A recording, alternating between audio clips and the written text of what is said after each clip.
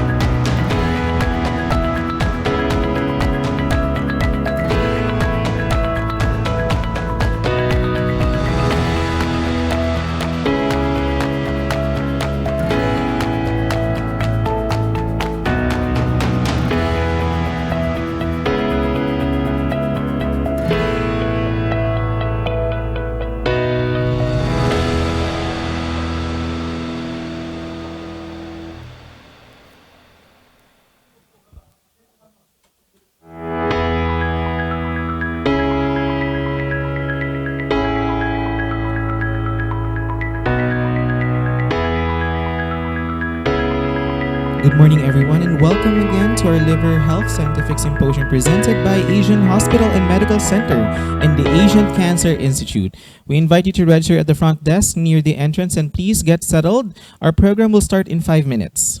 Again, our program will start in 5 minutes.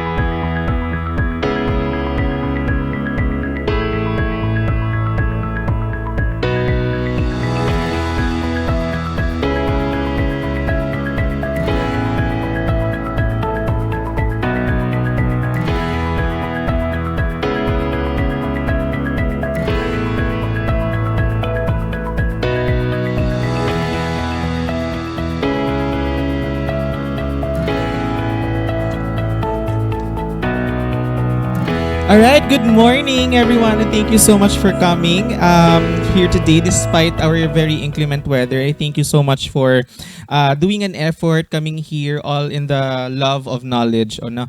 So, before we begin, let us acknowledge first our key partners and supporters who made this event very possible. The Asian Cancer Institute, headed by Dr. Corazon Ngelangel. Let's give her a round of applause. The Department of Social Welfare and Development, or DSWD, thank you so much for coming from Batasan Hills, right? Yes. And of course, our dedicated speakers, staff, and our sponsors, Roche as well. Roche Philippines, thank you so much. And to formally open our program, let us hear a warm welcome of message coming from our very own Chief Medical Officer at Asian Hospital and Medical Center. Please give a round of applause to Dr. Maria Carmen Nievera.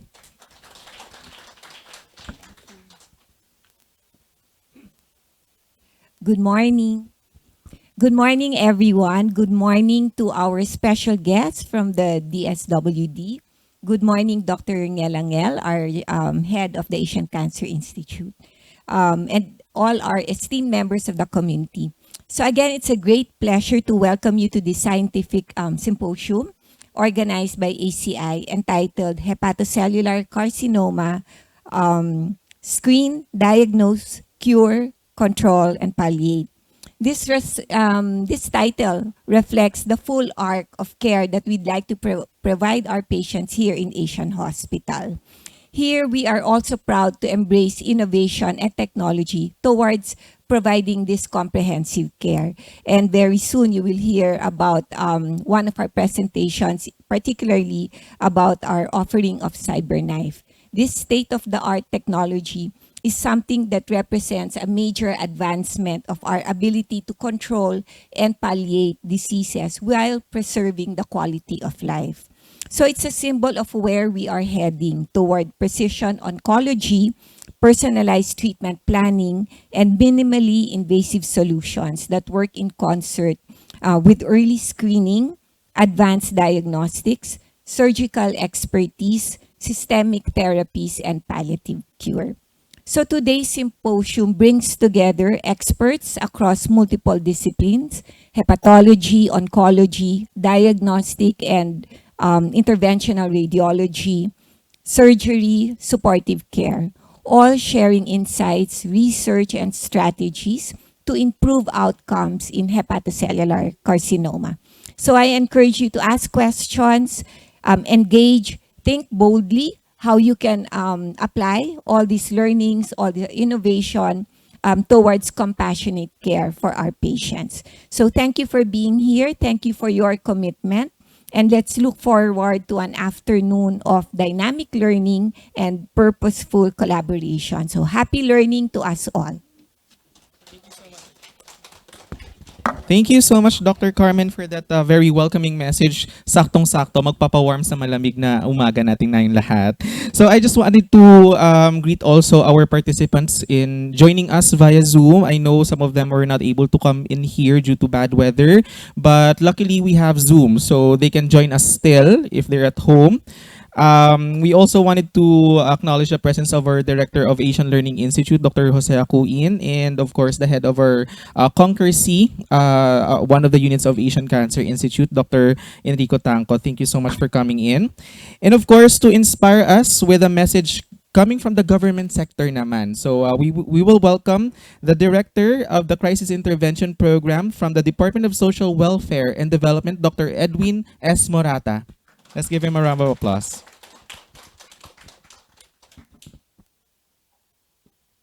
So medyo nagulat po ako. Inspirational message po pala ako.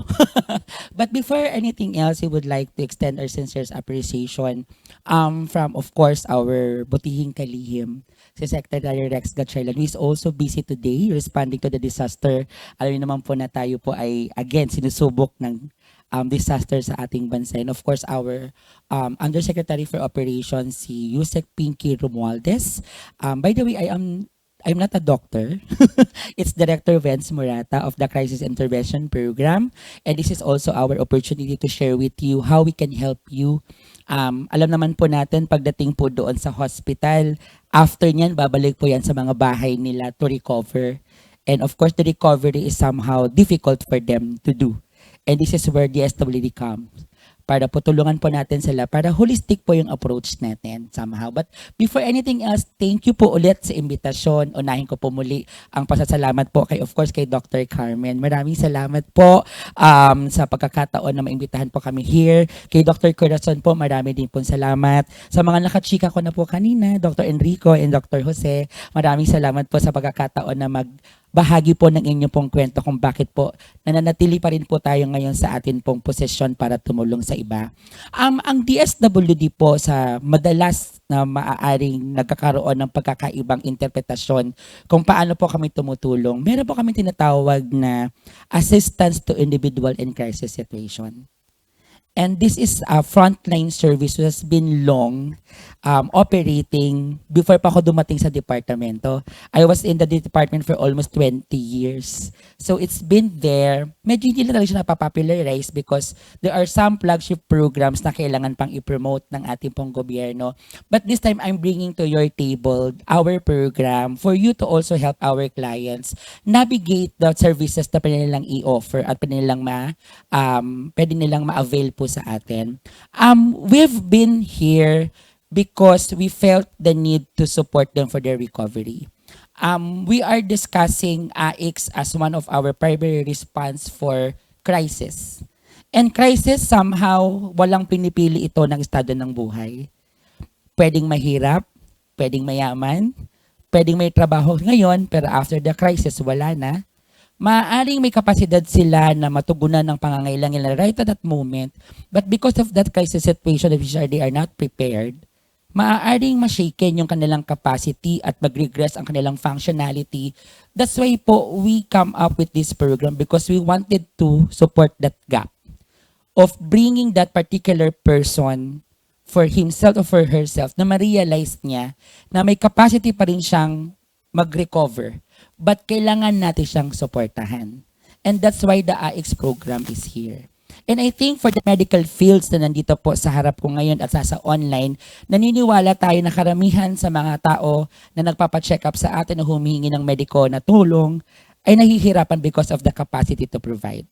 And we are assuring you po as of this point in time that DSWD is here.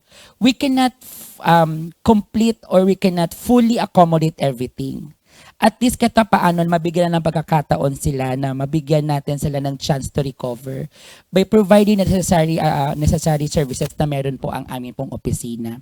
Ang AICS po is not just financial service. Yun po ang malaking conception palagi sa publiko at saka sa social media. Lagi kami natatag na parang ayuda. But we are far more than ayuda. And I think the social workers who are with me right now will understand that we understand the plight of our clients. Not only by providing the need in terms of financial, but we're also looking to them in terms of their psychological and physical capacity to recover. Kaya maliban po sa cash assistance, sinusuportahan po namin yan ng mga other services that would somehow complement their recovery. But for the meantime, let's focus on one of the major part ng aming programa, which is the crisis intervention program, which is the financial service. Yes, we are providing financial assistance in the form of cash outright, meaning to say, makukuha agad ng kliyente yung kanila pong karampatang tulong, cash. But we also engage in terms of what we call the modality of provision of guarantee letter, na dito po namin mas nakikita na mas safe po yatang ibigay kasi tukoy ang pangangailangan at hindi magagamit sa ibang purpose yung hinihingi nila. Kaya very happy po kami sa mga partners namin katulad ng Asian Hospital who is very much willing to accommodate our services through our partnership na mabigyan ng mga kliyente ng ating guarantee letter. But of course, we are not only looking into the hospital because prior to the hospitalization, may mga laboratory yan. Before the hospitalization, somehow may mga kailangang check-up yan to determine kung paano ba at gagawin ng isang operasyon. And of course, after the operation, may mga post-medical needs pa rin yan. Huwag ho kayo mag-alala, ang DSWD complete package po kami. So we cover from pre, during, and the post. As much as possible, we cater everything to the best of our capacity. But subject pa rin po ito, syempre, doon sa pagtingin namin sa kliyente. Wala po kaming fixed rate sa DSWD. We determine the amount based doon sa assessment ng mga social workers po natin. So nagva-vary po ang amount namin from 1,000 pesos to a maximum of 150,000 pesos through guarantee letter. And sometimes it may go beyond. Depende sa assessment ng social worker who is mandated by the government to do the assessment and the recommendation to the need of the client at that moment. So ito po yung isa sa mga programa na gusto namin i-offer po sa inyo because napansin din po namin, sabi nga namin sa pag-uusap namin kanina, na para bang hinihintay lang po natin ang mga taong lumapit sa opisina natin. And sometimes most of those people ay nakakakuha ng maling impormasyon. And sometimes because of their lack of information, natitake advantage yung kanilang ignorance at nagiging abusive ang dating. So this time is an opportunity for us to tell you na we are very much open. Wala pong bayad ng serbisyo po namin. You don't need to undergo so many transaction fees kasi libre po namin binibigay ang oras at panahon po namin sa mga kliyenteng pumibisita sa opisina po natin at magbibigay po kami ng karampatang tulong base po sa assessment ng social worker po natin. So maliban po sa financial assistance na medical, what we call medical, we also provide assistance pagdating po sa medication. We also provide therapy. If the doctor or the hospital will allow us to charge it to guarantee letters, sometimes ino-offer na rin po namin kung talagang walang pambayad ang mga kliyente natin sa inyong mga doctor's fee, we cover also it through our guarantee letter. But subject pa rin po ito doon sa pagtingin at pagdesisyon ng isang doctor na tumulong. We also provide guarantee letter for medication. Ngayon hindi na po kami nagsettle lang po sa mga maintenance. We already go beyond doon sa mga chemo drugs. That's why we partner also to some of the service providers that offers those. Kasi ito ang nakikita namin na medyo mahal. At hindi talaga capable ang mga patients natin to accommodate. Malibot po dito, if in any case, we despite of the medical efforts, talagang hindi kinaya ng katawan, we also provide funeral service. Kasi alam naman po natin, pag nag-hospital, it costs you so many expenses. But maaaring hindi na kinaya ng pamilya at talagang bumigay na ang katawan ng isang pasyente, bukas po ang tanggapan ng DSWD. We also provide funeral service for those families na hindi expected, anticipated, hindi prepared because we felt the need for them to be assisted. And for those family members na nasa Manila, pero may mga pamilya kayong may sakit at na emergency, don't worry po. Bukas din po ang DSWD para sa mga emergency cases like that na gusto nyong makita o masilayan yung pamilya ninyo sa probinsya. Nagbibigay din po kami ng kaunting transportation assistance kung hindi kayo prepared financially but you really had this interest to go home and be with your family members who are sick or dying. Nandun din po ang DSWD to support you for these needs. And aside from those tangible resources, we also what we call the referral services. Lalo na po na napag-usapan namin kanina na may sineset up kayong VAUSI Center. Kung kailangan nyo po ng residential care facility for long-term assistance, we can provide you help on that. Kasi we also refer to our partners, residential care facilities, and other service providers para sa long-term need na mga patients po na ating pong kinikater. So maliban from this also, we all have this what we call the psychosocial support services. I know you're familiar with this here in Asian Hospital, but for DSWD, we have what we call the We Support. It's an online psychosocial first aid. For those na nagkakaroon ng mga dilemma in terms of psychological or emotional, na gusto lang talaga nilang kausap ng hindi talaga nila kilala, or medyo nahihiya sila mag-verbalize o mag-ventilate ng feelings nila over their issues, bukas po ang online platform po namin on this. Maaari nyo rin po silang i-refer. Kung nakikita nyo po na kailangan ng kausap, medyo ayaw nila ng physical contact or personal contact, but gusto nilang may makarinig lang ng rants nila sa buhay. Handang-handa po ang mga taga-DSWD para po dyan. This is how we see services beyond doon sa supposed to be na binibigay lang po natin sa kanila tangible. Kasi we respect that kung kailangan po natin ng total development and progress ng isang kliyente or pasyente, kailangan po natin tingnan ang holistic na approach para sa isang tao.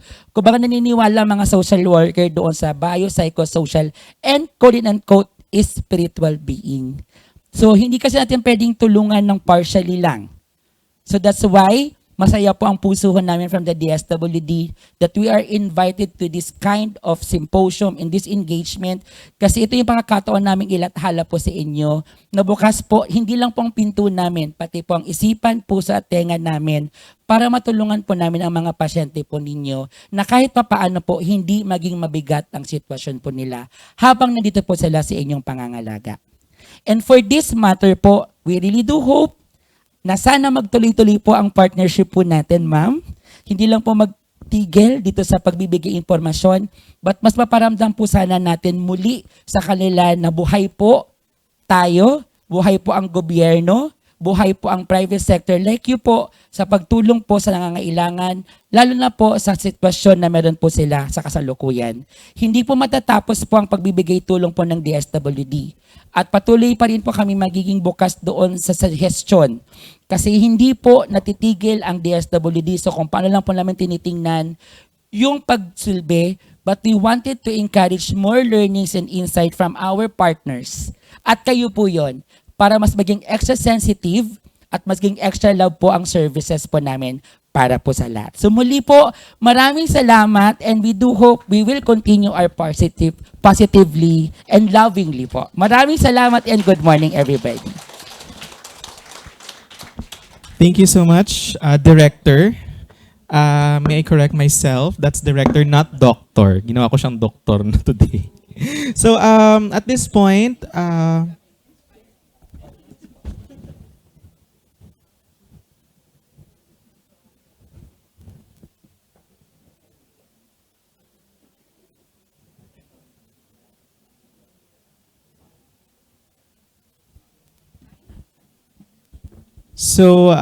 tama po si Director, no? Hindi na po natitigil sa public information ang DSWD kasi my family was one of the recipients of the help of DSWD din when my aunt had cancer. So we were able to get help from Region 6 DSWD. So at this point, we would like to award the certificate to Director Edwin. The certificate reads, a certificate of appreciation to Director S. Mura. Ginawa ko na naman siyang doctor. Has made an indelible mark as distinguished speaker at the Asian Cancer Institute Scientific Symposium, Hepatocellular Carcinoma, Screen, Diagnosis, Cure, Control, and Palliate. We extend our sincere gratitude for your insightful presentation which captivated us and enriched the knowledge of all attendees. Given this 25th of July 2025 at Asian Hospital and Medical Center. Signed by Dr. Angel and Dr. Rivera. Director Edwin, please kindly join us here in front to receive your certificate. Oh.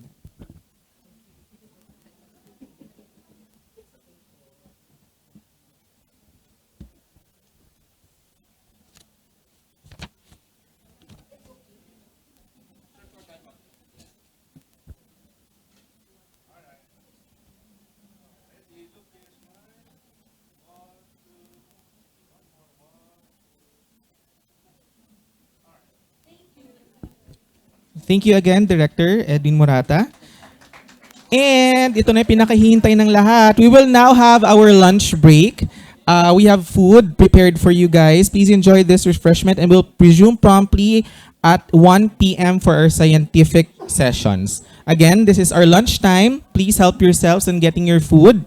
And we will resume at 1 p.m. Thank you.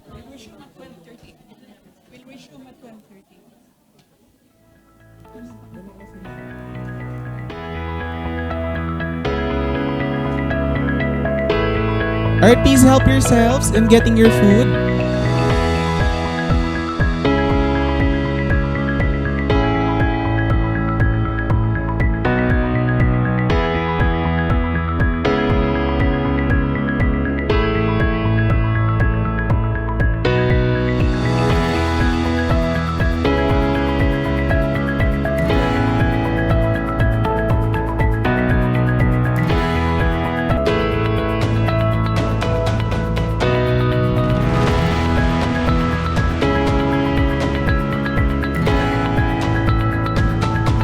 the approach to screening, diagnosing, and staging hepatocellular carcinoma.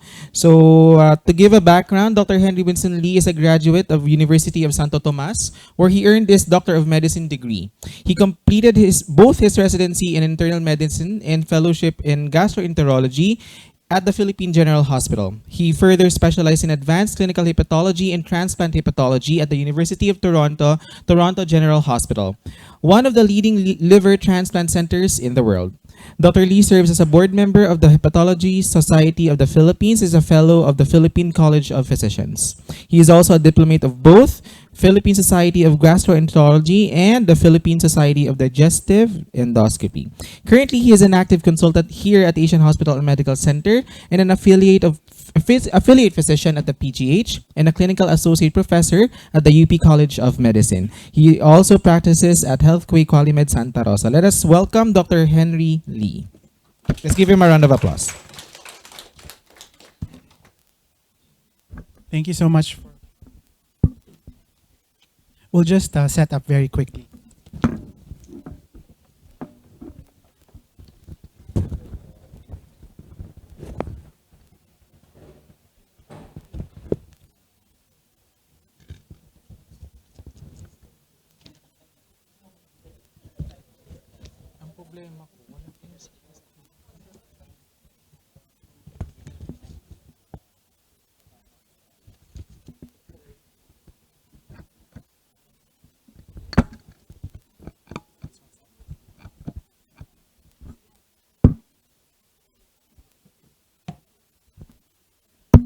Can you hear me?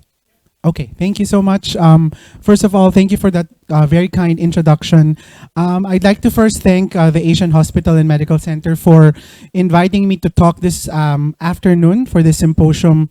This is one of the pivotal concepts in the field of managing liver cancer. So I'll be talking about screening, diagnosis, as well as staging of primary liver cancer, or what we term as hepatocellular carcinoma. And in the next 30 minutes or so, I hope to hopefully describe the current prevalence and global burden of HCC. We're also going to discuss why, who, and how to screen for HCC based on current existing evidence and guidelines, both locally and internationally. We're also going to identify the current strategies in establishing HCC diagnosis. And lastly will be to discuss the current staging systems and scoring systems, including their clinical significance and implication.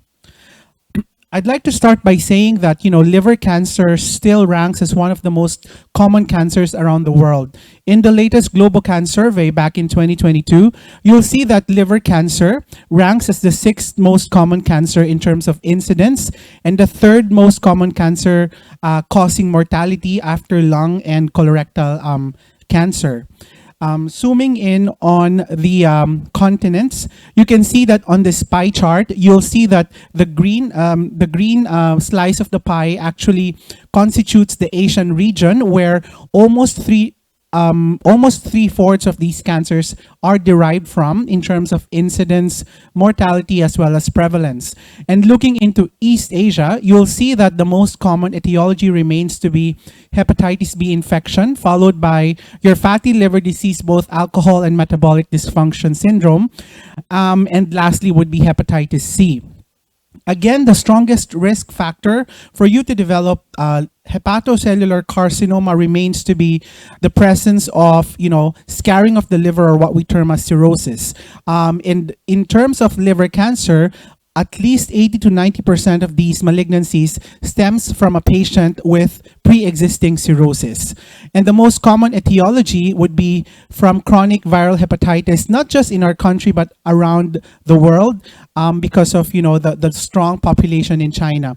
So chronic viral hepatitis still remains to be a risk factor. However, there's actually strong national programs where linkage to care and screening is implemented in some parts of Asia. And as we all know, hepatitis C would probably be less in this etiology because we've found a cure for hepatitis C already.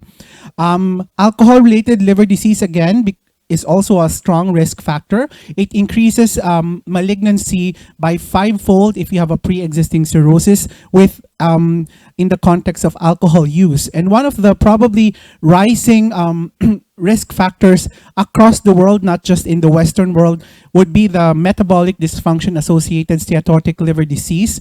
And one of the unique features about this liver disease is that it may lead into malignancy in the absence of cirrhosis in a third of cases. There are also established risk factors, including smoking, obesity in the context of metabolic syndrome, as well as established environmental toxins such as your aflatoxin and aristolochic acid.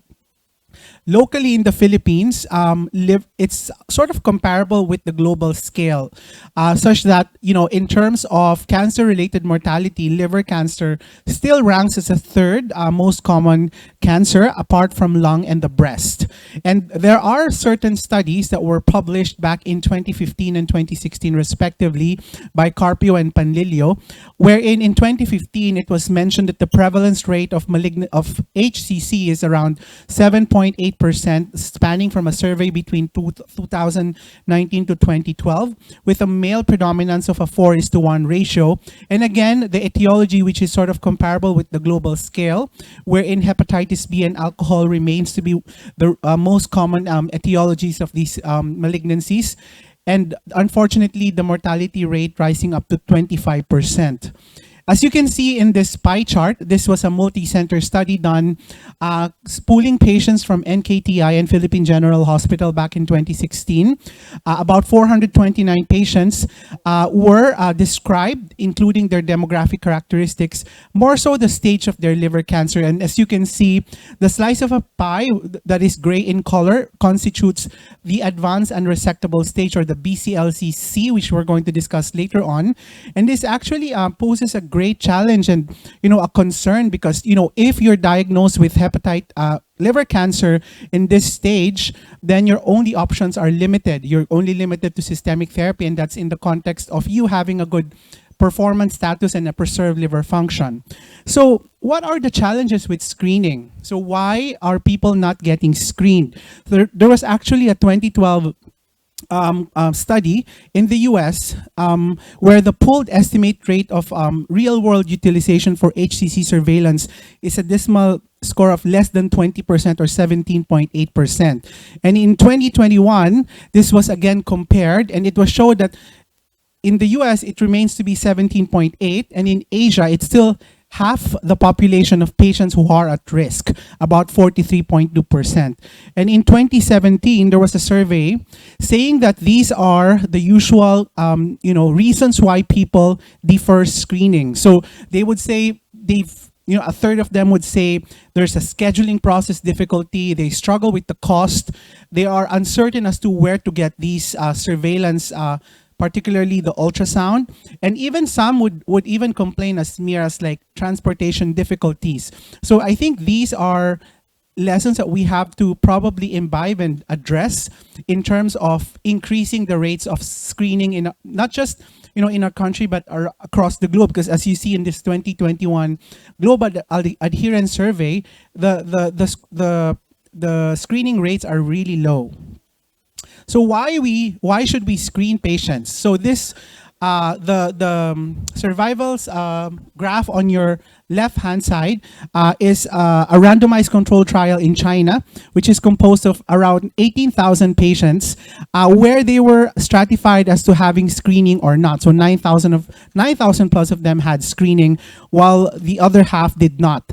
And you can see that in terms of survival, those patients who were diagnosed, for example, with stage 2, in the screening arm versus the control arm, had greater survival, and the overall average reduction in mortality was about 37%. And you can see on the right-hand side of the screen a pooled meta-analysis where they said that the hazards ratio, if you do surveillance, actually is around 0.67, reducing the mortality rates for these patients to about 33%. So this is actually a good harm reduction means for us to address hepatocellular carcinoma. This was a global variation survey where they saw that in countries where there's an intensive surveillance program, such as in Taiwan and in Japan, their survival probability is at the greatest as compared to, let's say, for example, the ones in Egypt and the other African countries. And the p-value was, as you see, is statistically significant. So these data has really pushed forth the importance of screening, and hence this is part of the guidelines for malignancy, early cancer detection in liver cancer. And again, why is screening important? Because the early cancers usually present with no symptoms at all. And in patients who would have, for example, abdominal pains or probably jaundice, these are the patients at their probably late stages. And the main goal here is actually to detect tumors when they're early, meaning the tumor size would have been less than 2 centimeters without vascular or extrahepatic spread. And what happens is if you catch these tumors early, you allow for wider treatment options and obviously for curative intent, and ultimately would have greater survival. And so there are a lot of guidelines that are available now. You have the American Association, you have the European, the APASL, you have the Latin American, but the Philippines has actually come up with our local guidelines for screening for hepatocellular carcinoma. And in this guideline that was published in 2021, this is somehow similar with the rest of the guidelines, and I'll show you the table later on. So what do our guidelines say? We would recommend semi-annual screening, or this is every 6 months, to patients who are at risk of developing hepatocellular carcinoma. And I will define who these patients are. Who are these patients at risk? This is the table lifted from the American Association for the Study of Liver Disease, which actually shares similarities with our local guidelines. So these are the patients that should be screened for hepatocellular carcinoma because they have sufficient risk to warrant surveillance, given that the incidence of hepatocellular carcinoma in these patients exceeds 1%. So first of all, the patients with known cirrhosis or liver cirrhosis.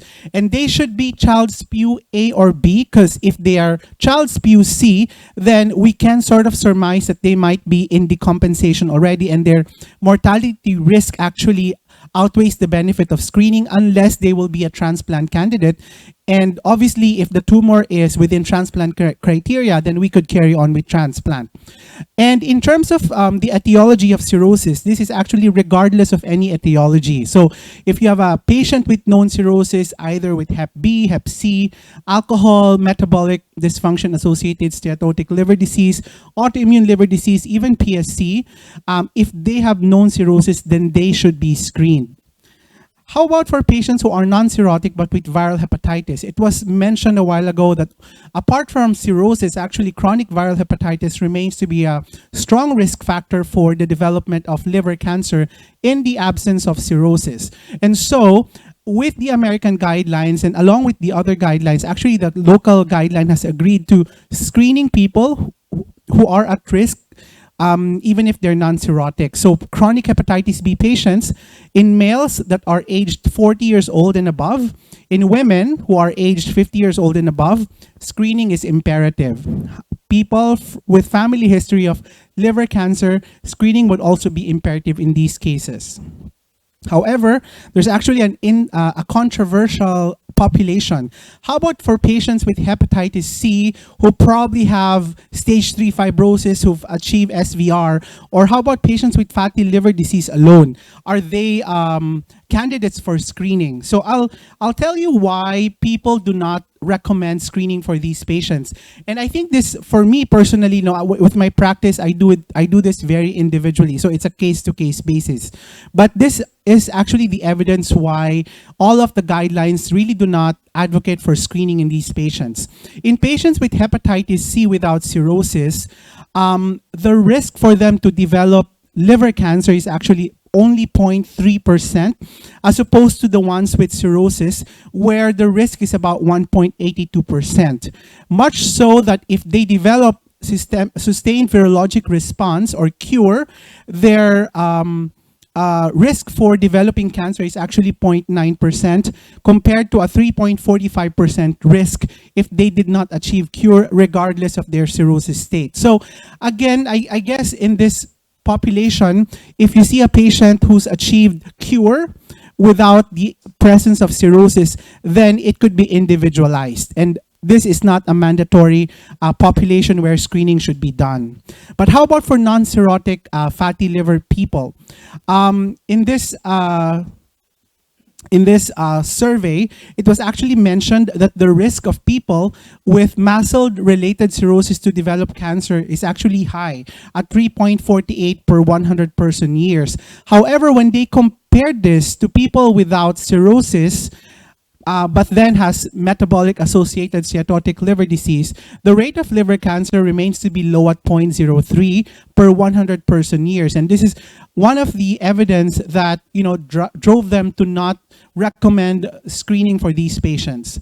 However, there are other actually small group associations, for example, the American Gastroenterology Association, wherein they would consider patients with F3 fibrosis secondary to mast cell if they have other coexisting risk factors. And one of the risk factors that they've actually mentioned, and this is also published in 2023, type 2 diabetes, regardless of the absence or presence of cirrhosis, has actually been associated with HCC. So, for me, again, if the patient has probably long-standing diabetes with metabolic dysfunction associated liver disease, then I would probably consider screening these patients, especially if they have access to screening. So screening would be something like an ultrasound and an AFP, which I will discuss later on. So why 6 months? So this is actually the evidence for the screening interval. So they found that compared to an annual versus a semi-annual, the frequency of screening between versus annual and semi-annual, in their univariate analysis, it showed that the odds ratio was actually 1 against 5.99. And in the survival curve, you'll see that there's statistically significant difference between the ones who are screened annually and the ones that are screened semi-annually, with a p-value of 0.028 in terms of their survival probability. But why not quarterly? There's actually a data also saying that if you screen patients on a quarterly manner as opposed to someone to be screened on a semi-annual manner, their survival remains the same.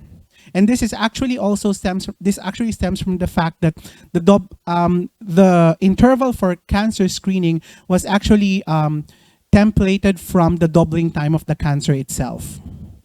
So how do we screen? So we mentioned screen patients who are at risk, screen them every 6 months. But how? So we use ultrasound with or without alpha-fetoprotein for screening these patients. And if you compare our local guideline with the rest of the guidelines, for example, the American, European, Japanese, Asia Pacific, and Korea, it's sort of similar where you would in fact screen with liver ultrasound and an AFP. But you see the stark difference. If you see the Japanese, they would do certain biomarkers on top of the ultrasound and the AFP, and they would also have patients who are super high risk as opposed to their high risk population. Really solidifying the fact that Japanese people have very intense surveillance protocol. But I think if you follow through all of the guidelines, they're sort of the same in terms of screening. So we screen every 6 months with AFP for patients who are at risk. So what's the benefit of alpha-fetoprotein? So as everyone probably knows, it's a glycoprotein that's normally produced during gestation by the fetal liver and the yolk sac and becomes undetectable during adulthood. And the usual threshold to trigger for evaluation is usually an AFP that's more than 20, such that if your AFP is more than 400 in the presence of a lesion, it's sort of virtually diagnostic because the specificity is 95%. But we have to be very careful about using AFP because it can be falsely positive in patients who are pregnant with acute versus or chronic viral hepatitis and in tumors of gonadal origin and gastric malignancies. But why not just do AFP every 6 months? This is the data. When you compare the sensitivity of ultrasound alone versus an AFP and ultrasound plus AFP, you see the difference. And remember, when you want to rule out the presence of the disease, we use the accuracy measure that is sensitivity. When you use ultrasound alone, your your sensitivity to detect early cancer would be 53%. If you use AFP alone, it's 49%. However, if you combine the two, you increase your sensitivity to 74.1%. And this is where advocating for both ultrasound and AFP stem from. How about PIVCA? I know you've probably heard about PIVCA. It's one of the biomarkers that we use to detect cancer. Unfortunately, this is still not used as a standard of care for screening. It's actually more for risk stratification and as an adjunct to diagnose cancer patients. It's also known as your des-gamma carboxyprothrombin. It's a protein that's usually synthesized in the presence of vitamin K deficiency. And when we talk about vitamin K deficiency, we should be careful about interpreting PIVCA in the presence of warfarin use in patients who are jaundiced, where probably bile is not delivered. Hence, your fat-soluble vitamins, including your vitamin K, is not absorbed, and in presence with excessive alcohol intake. And one of the drawbacks of PIVCA is their sensitivity. The sensitivity of PIVCA is only 40%. But what's good about PIVCA is it increases the specificity of your testing, because its innate specificity is 81% on its own. The other one is your AFP-L3, which is an AFP isoform. This is not readily available, but these two biomarkers are actually used in Japan. But in most of the countries, we still use AFP alone and your ultrasound, and PIVCA and AFP-L3 remains to be adjunct biomarkers. Your AFP-L3 is also known as the lens culinaris lectin binding subfraction of your AFP. It's more specific for HCC because the L1 isoform is seen in patients with benign liver disease. And again, just like your PIVCA, the sensitivity of your AFP is low at 62%, and its specificity to detect liver cancer is 90%. There's actually one model which may predict the presence of malignancy. We term this as the GALAD model, which uses 5 variables: your gender, your age, your AFP-L3, your AFP, and your des-carboxyprothrombin.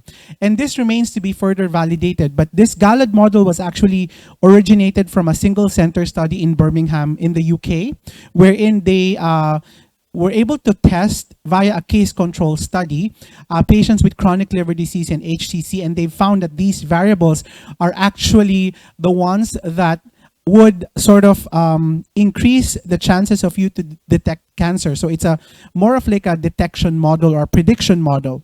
And when this was validated in Germany in 2016 among 687 patients, the sensitivity was fairly high at 85% with a specificity of 93% and an area under the curve at 0.92%. However, one of the drawbacks is probably it's not highly tested in other regions and further validation needs to be done. But this is actually one useful model that has potential in terms of predicting the presence of hepatocellular carcinoma.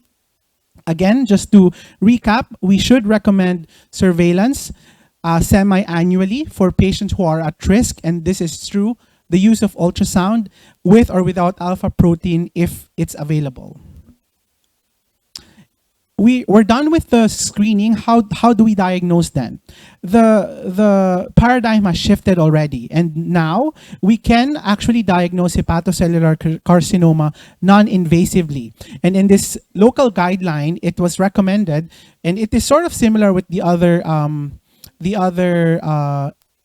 associations, wherein they would recommend the use of a multiphasic contrast-enhanced, either a CT or an MR in the diagnosis of liver cancer. And the radiographic hallmark that you would want to see would be arterial phase hyperenhancement and washout on the portal venous or delayed phase of the contrast, specifically in lesions that are more than 1 centimeter. Why is this radiographic what's the reason behind the radiographic findings?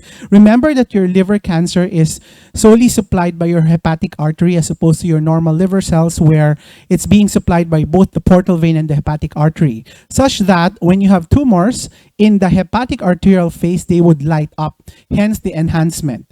When you are in the portovenous phase, what is being enhanced is actually the normal liver cells. Hence, there's a relative washout of this tumor. So this is sort of like what the rationale for this radiographic hallmark is. And probably this will be discussed further on by our radiologists in the next coming sessions.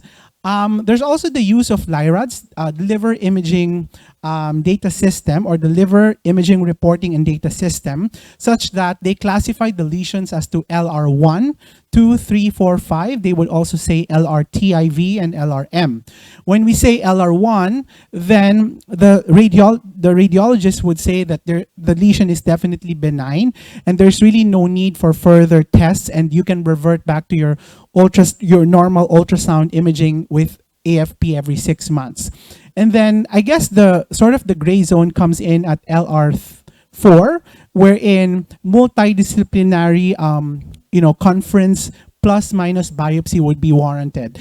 And we say that the cancer is definitely HCC if it's LR5. So this is actually the utility of the LIRADS. It's sort of instructive. So when you have an LR1, then it's definitely benign, and then you would revert back to your ultrasound-based surveillance every 6 months. If it's probably benign, then you would return to your ultrasound surveillance every 6 months. Although, repeat diagnostic imaging in short order can be done. What's good about this is it, obviating the need for biopsy. If you have an LR5, then you would treat the cancer as hepatocellular carcinoma. What the gray zone is for the intermediate and probable, where multidisciplinary discussion for tailored workup plus a biopsy may be needed. Again, LIRADS is not applicable for all. Just remember that LIRADS can be used for patients with history of HCC, for patients with known cirrhosis, more so for patients. However, it cannot be solely used for patients with cirrhosis in the context of vascular etiology such as cardiac cirrhosis. However, for the rest, for example, hepatitis B, fatty liver, alcohol-related liver disease, or hepatitis C, your LIRADS can definitely be used. When do we do biopsies? So we do biopsies if the multidisciplinary conference says that the enhancement of the lesions are actually not typical of liver cancer and biopsy would be needed. And in the recommendation, it was said that the use of core needle biopsy is highly recommended over a fine needle aspiration biopsy. Although they have also mentioned that an FNAB may be done if core needle is not as accessible, but take note that this is just a conditional recommendation. So why core needle over an FNAB? So there are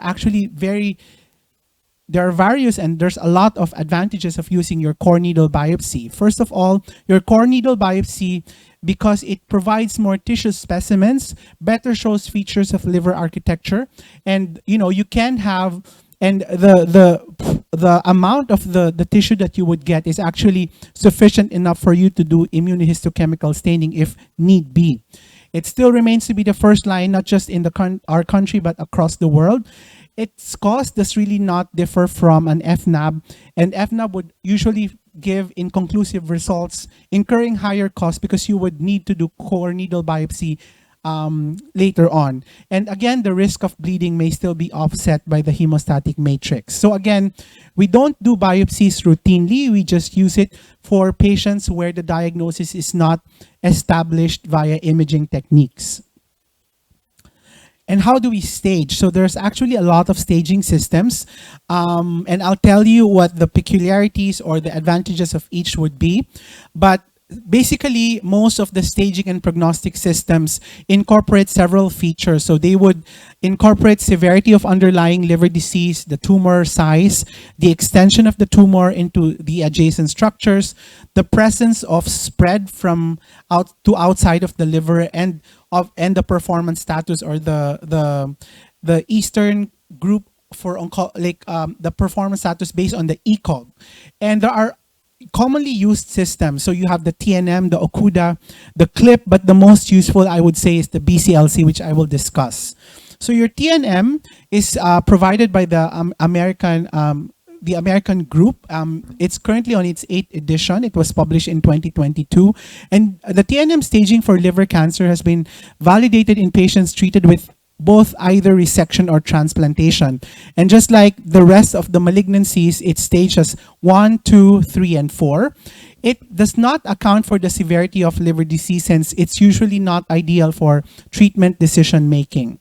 We also have the Okuda system, which includes not just the tumor size, but the severity of cirrhosis in the context of the presence of ascites, the level of albumin, and the bilirubin.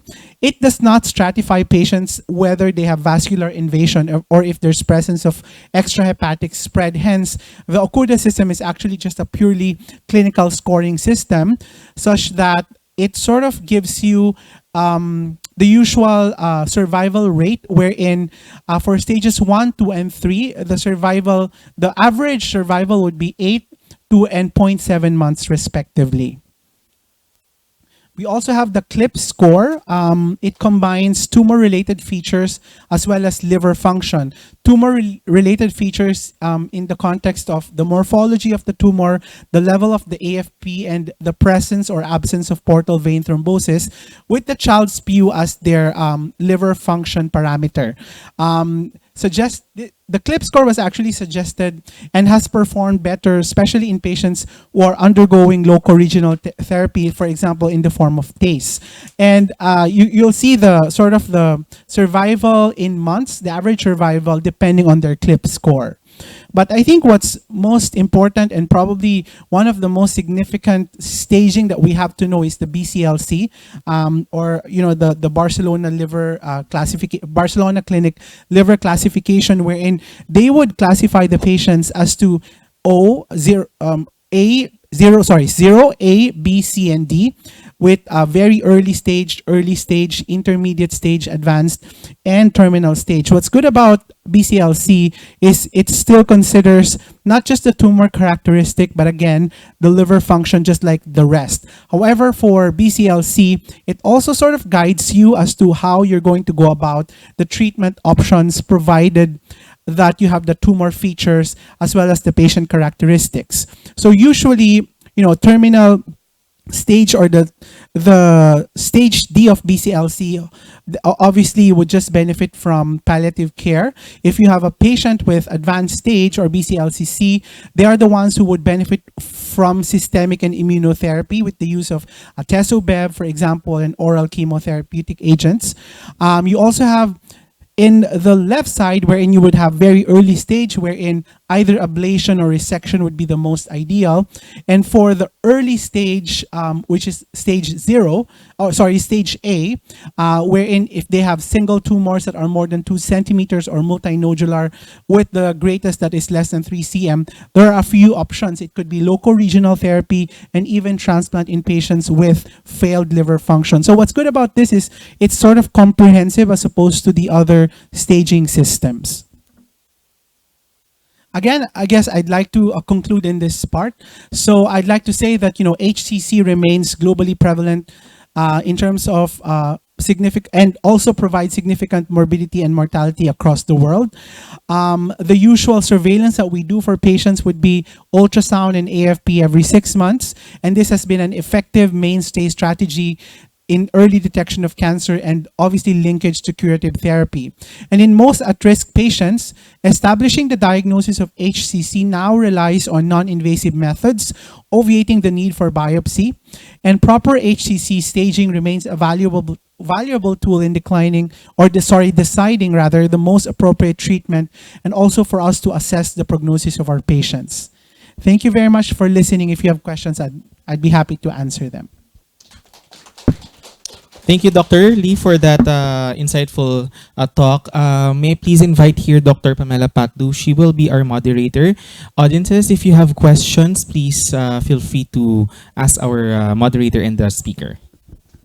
Good afternoon, everyone. Thank you for attending the scientific symposium. Thank you, Dr. Lee, for a very, very insightful lecture. I think the IM residents, we have a lot of IM residents here, should have taken advantage because among all of the lectures, I think this is of greatest value to you. So are there questions from the floor? None? Okay, sige. I'll start off, no? A decade back when we were training, it is said that hepatitis B is carried by 1 out of 8 Filipinos, no, asymptomatically. And it was at the time we started practicing doing screening of hepatitis B for patients we will want to give chemotherapy to. Has this epidemiology changed? And we've known from training before that we mirror more or less in terms of risk factors for liver cancer our Asian counterparts, where a lot of patients' risk factors are hepatitis B. Is this changing? And are we mirroring more of the Western counterparts where muscle D is becoming an issue for us? The quickest answer is yes, it's changing. So there has been there's actually a recent seroprevalence study done in 2024 by Dr. Ong, Janus Ong, where they actually estimated the seroprevalence of hepatitis B in the Philippines as to 4.4% already. And this has actually dropped from a 16.7% back in 2003 to 9.8% in 2015 via a Polaris Observatory study, and now it's actually dropped to 4.4. It still is an endemic disease in the country because, if it's more than 2% based on the WHO, it remains to be endemic. So we're still an endemic country, but I think there has been, strategies to really promote and prevent transmission of this disease. So, and you'll see that, with the drop in the prevalence in the country. So it's 4.4%. And Hep C now is 0.4% already from 0.6 back in 2017. So bumababa na po. Thank you very much. It's good to hear that we're doing something about hepatitis B. With 4.4%, would you generally recommend your medical oncologist to do Hep B screening for all patients who receive the chemotherapy or biologicals?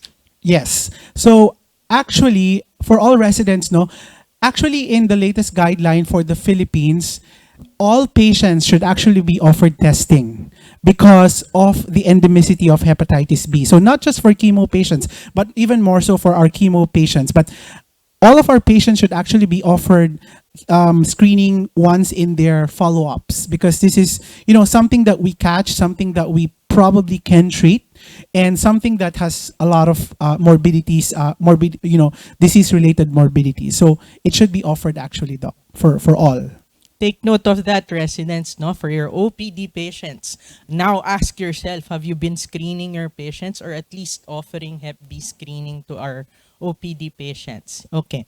So one other thing, doctor, you talked about yung controversial cases where we should be doing screening. So we often see with a lot of our imaging incidental finding of fatty liver. No? In Asian Hospital, we have the liver fibroscan. Are we overdoing? When would you recommend, let's say, our general internists to pursue a liver fibroscan? Do you automatically do it when you see fatty liver?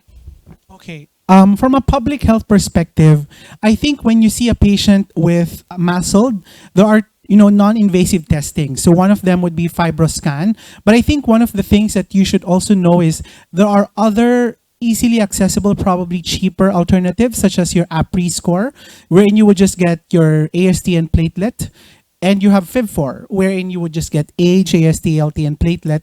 And usually what we, in a public health perspective, and even in the guidelines, if the FIB4 is more than 1.3 per 1.3 score, then that's actually the time that we do fibroscan. So because fibroscan can confirm if there's in fact significant fibrosis. So if not all patients can afford a fibroscan because obviously it's not that cheap, especially if it's not covered by their medical insurance, then you can still go by the other non-invasive modalities which are blood-based. So you can use APRI and FIB4, and these were all validated in fatty liver patients. So fibroscan probably do it if the FIB4 is more than 1.3. Okay. More Thank you so if it's very more than much. 2.67, refer to your hepatologist. Okay. Yeah. So remember those scoring systems, na APRI and FIB4. Do you think we're overdoing the liver fibroscans in the No, Philippines? no naman. I think it's still fair. As long as your patient can afford, has access to it, there's really nothing wrong to screen them for advanced fibrosis. Because, the approach now to ascertaining progression of fibrosis remains to be non-invasive already. So I think it's a good strategy pa din. Okay, thank you very much, Dr. Lee. You mentioned AFPL3 as being more sensitive for screening hepatocellular cancer. Do we have access to it in the Philippines? I think there is. High Precision probably, sorry for the promotion, but I think they have. Or some other hospitals would probably have. I'm not sure if we have it. Personally speaking, I don't tend to use it. I use Pivca more, which is available here, because I've seen a lot of patients who are AFP non-secretors, and they would have Okay. elevated Pivca. Obviously, in the proper context. If your patient is taking vitamin K or, antagonist or like warfarin, you should be careful in interpreting your Pivca. But it's one good strategy. AFPL3, not so much. Okay. Not as available. Okay, thank you very much. So the resident should be picking a lot of things from the answers of Dr. Lee here, no? Your interpretation of your PIVCA in the context of your other drugs, such as your warfarin. It's also important to highlight what he said. A lot of our HCCs are non-AFP secretors. So when you endorse the patients and tell us, Doc, maybe this is not HCC because low AFP. This is something that you should take note, no? HCC may not be AFP Yes. secretors. Okay. Remember risk factors: cirrhosis, etiology of liver disease. The AFP comes last. So you should take the patient into like its totality. Sige. Thank you very much, Dr. Lee. Do we still have time? Yes. Okay, sige. You mentioned the utility of liver biopsy in patients, no, in the diagnosis of HCC. So you contextualized well when we will do the liver biopsy. If the MDT says these are not typical imaging features for HCC, I think this is something that Roche also will be interested to know. In the typical patient pathway, are we really doing this decision making at the point of biopsy in an MDT setting? Or they are just being seen by the primary care physicians and the decision point comes from that? Do you think we still need to take advantage of putting it out on MDT, no? In terms of yung at that level of diagnosis?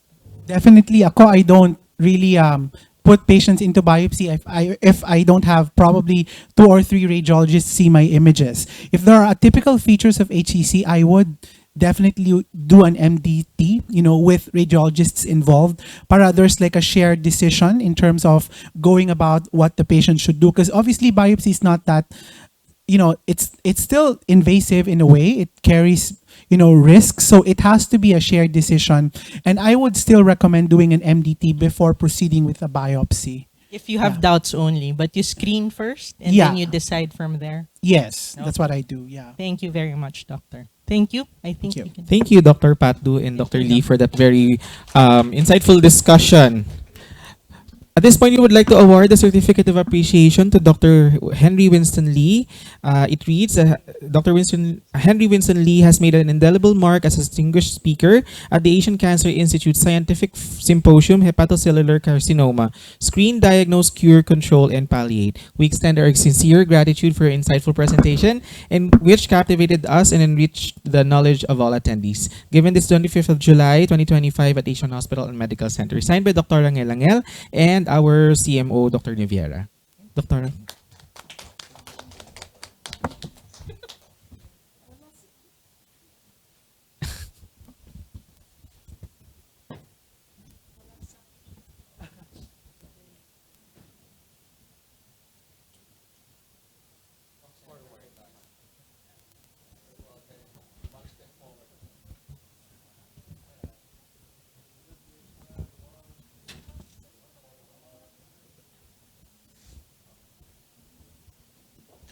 Thank you once more, Dr. Lee, for gracing us this afternoon. So at this point, we will be welcoming our next speaker, Dr. Berlin Melissa Go, a radiology specialist who will share her insights into liver imaging technologies from ultrasound to CT, MRI, and PET CT scans. She is currently an associate professor at the San Beda University and Central Escolar University and as a consultant radiologist at the Siemens Hospital and Navota City Hospital. She holds a computer science pre-med degree, magna cum laude from UP Diliman, and earned her Doctor of Medicine from the University of the Philippines College of Medicine. She completed her residency at the Makati Medical Center and further pursued specialized training in neuroradiology at the National Neuroscience Institute in Singapore and in CT, MRI, and ultrasound at the UPPGH. She previously served as a clinical associate professor at the UPPGH Department of Radiology from 2012 to 2016 and has received international recognition from the Radiological Society of the North America and the American Society of Pediatric Radiology. Dr. Go is a fellow of the Philippine College of Radiology, the City MRI Society of the Philippines, and the Ultrasound Society of the Philippines.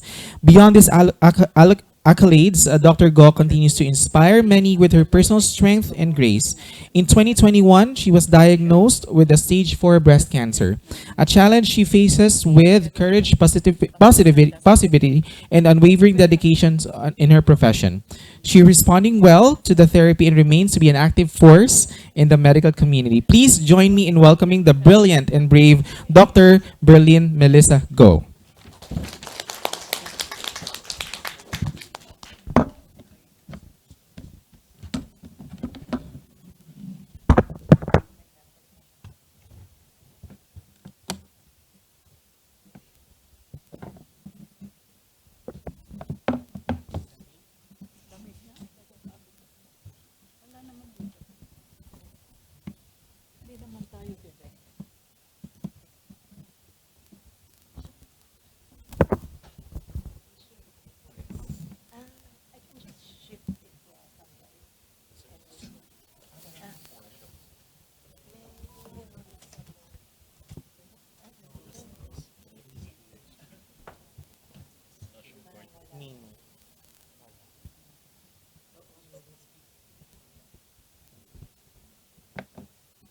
As with any live event, we're facing technical difficulties. Give us a moment.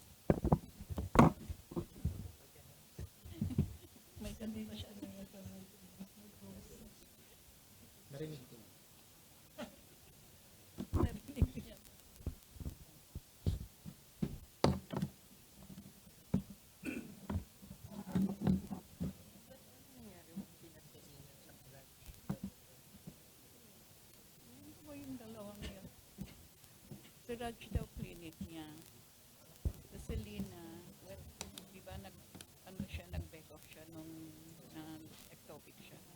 And then afterwards, sabi niya, okay. Nag-back off siya nung nag-ectopic.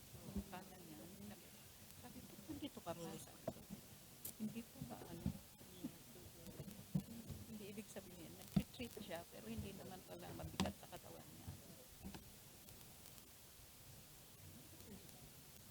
Hindi may medicine binigay. Parang methotrexate eh. Hindi.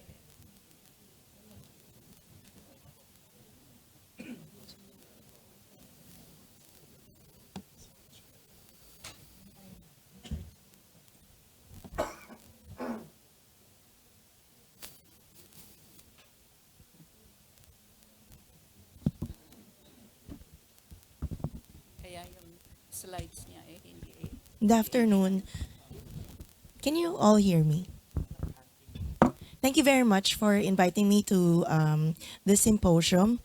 So I'll be discussing liver disease and cancer imaging. No disclosures? So there are 1.5 billion chronic liver disease cases worldwide, and more than 800,000 of that, and more than 800,000 people are diagnosed with cancer every year. And hepatic carcinoma accounts for more than 700,000 deaths each year.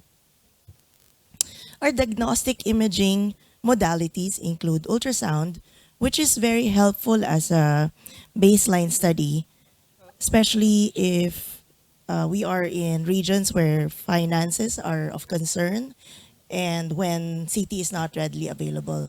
Currently, there is wide availability of CT. So when that is around, because ultrasound is operator dependent and it's hard to make multiplanar reconstructions, CT is actually better in evaluation of hepatic lesions as well as the extent of disease. However, MRI provides an even clearer information, especially when we need in-depth information regarding the status of a patient. Because, one, there are liver hepatic agents, contrast agents that we can use, which can differentiate pathology from normal liver cells or hepatocytes. Also, there are a number of sequences we can use to further characterize and delineate the characteristics of what can constitute a malignancy versus other benign features, which is commonly difficult to interpret or to differentiate depending on the situation. Okay? And then there's also fusion imaging. So fusion means you can have ultrasound CT, CT-MR, CT PET, MRI PET. And these combination of modalities not only give you the different characteristics across these different diagnostics, but for example, in the use of FDG PET, you also see the functional or the functional component of the disease and not just the anatomic and the location. Okay. I will start with hepatic mets. Okay. Metastasis is 18 to 40 times more common than primary liver tumors. This mirrors the incidence of their corresponding primaries and age. And so if with increasing age, there's also increasing incidence. Depending on the severity, so it can be just one small lesion or an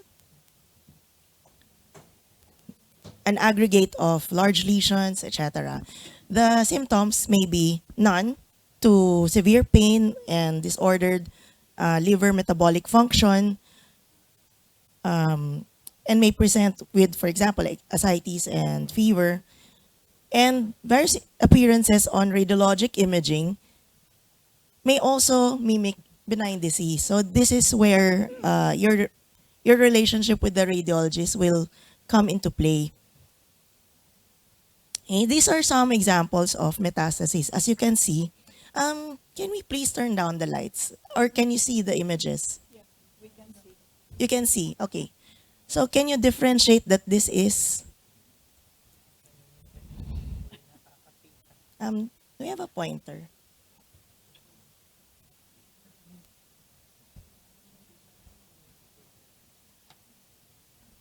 So if you look at the first arrow on the left upmost upper corner, and compared to the second, it looks cystic, right? Both of them. But actually, the one on the left is just hypoechoic. It had a little bit of echoes. And then the second one is like water.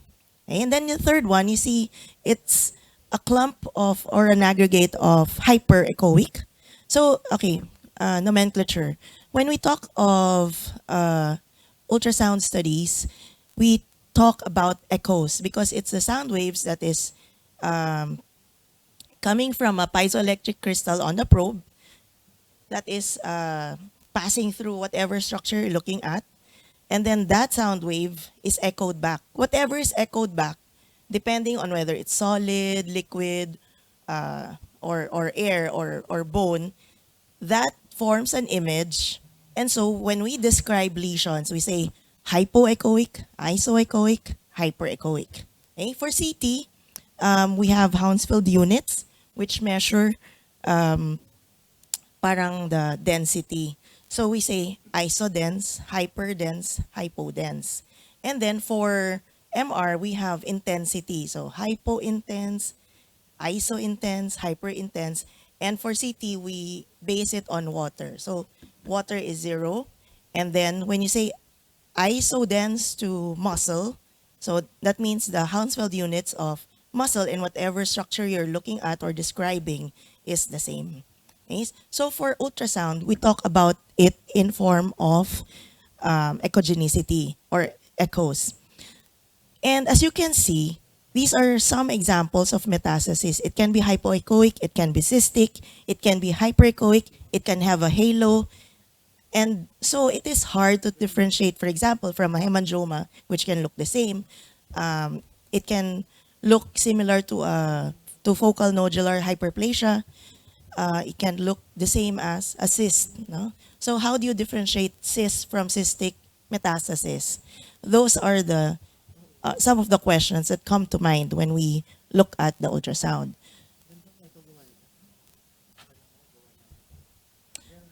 So there is a role for grayscale, the usual B&M mode, contrast enhanced ultrasound. However, contrast agents are not as readily available here as in other countries, and it's very, very expensive.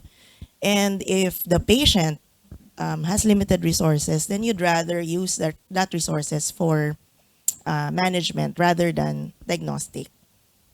Especially if you have other options that can give you the same or more information at less cost.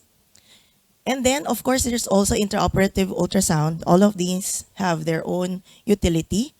Unfortunately, because of the variations of metastatic appearances and native liver echogenicity, so if the patient has underlying fatty liver, it is very difficult to make absolute statements based on the imaging findings. On ultrasound, you have usually rounded and well-defined lesions. You will notice distortion of the adjacent vessel. So this is how you differentiate, for example, a hyperechogenicity from fatty liver changes, or a true lesion present, a true hyperechoic lesion that is present, because when you look at the surrounding architecture, there is mass effect, there is a distortion of the vessels. Okay? For metastasis, the hypoechoic lesion is the most common. It's around 65% of the time. And another more common characteristic is the presence of a hypoechoic halo. And this is because of the compression of the surrounding normal liver. Okay? You can also have cysts, you can have calcifications, you can have infiltrative or diffuse disease that can mimic cirrhosis. You can have high echogenicities. For contrast-enhanced ultrasound, this can help increase the conspicuity of the lesions and therefore help guide biopsy, especially if the lesions are quite small. Usually, on the arterial face, there is variable enhancement depending on the primary. So for example, the primary cancer is gastrointestinal, ovarian, pancreatic. Usually, these are hypovascular, and so it does not enhance as much compared to neuroendocrine, melanoma, and renal primaries. Okay? So the lesions, the metastatic lesions are usually hypervascular. And then we also take a look at the washout. This is the late phase. When the contrast enters the hepatobiliary system, after some point, it tends to wash out. Okay? So this, there is a decreased echogenicity relative to the background liver or the native liver due to lack of enhancement. And this is common in metastasis. And this may be the most useful phase for detection, as all liver metastases have this phenomena. So these are some examples of hepatic metastasis on CT. Can anyone tell me what you see on the left image over here? Uy, nawala yung... You see the mouse? Okay. How would you describe it? So if it were your patient and the radiologist is still busy with an emergency and, for example, a train wreck, okay, how would you describe it? Anyone? Is it hyperdense? Is it hypodense? Because we are dealing with the CT, right? So the adjectives are dependent on density. Is it hypo, hyper, isodense? So for the left side, hyperdense. And then a lot of things come to mind when it's hyperdense. Is it enhancing? Is it because of contrast enhancement? Or is it something else? What do you think? Does it look like contrast enhancement to you? Yes, okay. Now, can you tell me if, based on that one image, of course, if it's CT, you have to scroll through all the images. You cannot just, look at one image and make your decision.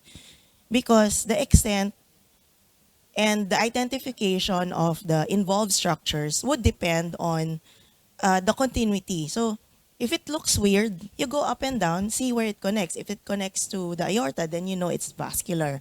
If it connects to the kidney, and then so you know it's not liver pala, right?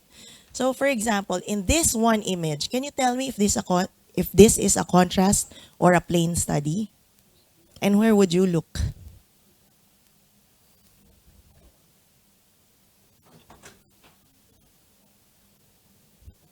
Who says it's a contrast study? Who says it's a plain study?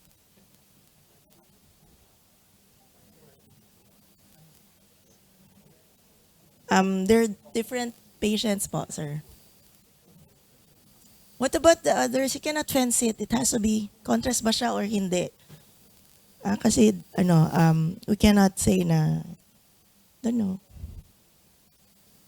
If we inject contrast, where does the contrast go? It's injected through a peripheral vein, right? So it goes to what structure? It enters the body through the vascular system. And can you see any landmark there that shows you that it is definitely a blood vessel? Is there something there that you can pinpoint? The aorta. Okay, so this is the aorta, this is the vertebra. And contrast should look dense, right? Hyperdense. It should look white. Does it look white to you? No, we're talking about this. Mamaya na yung isa. Kasi there are different patients. Let's look at this. Is it white? O, pwede niyong compare. This looks white, right? This one doesn't. So it tells you this is not a contrast study, right? So what could this be?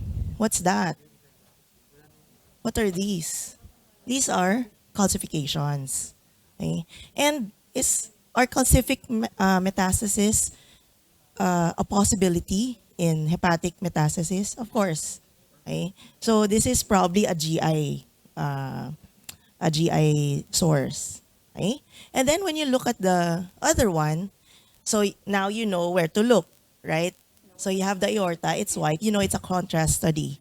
And so these are hypo-enhancing lesions. Okay, again, metastasis, but they're not hyper-echoic, not hyper-enhancing.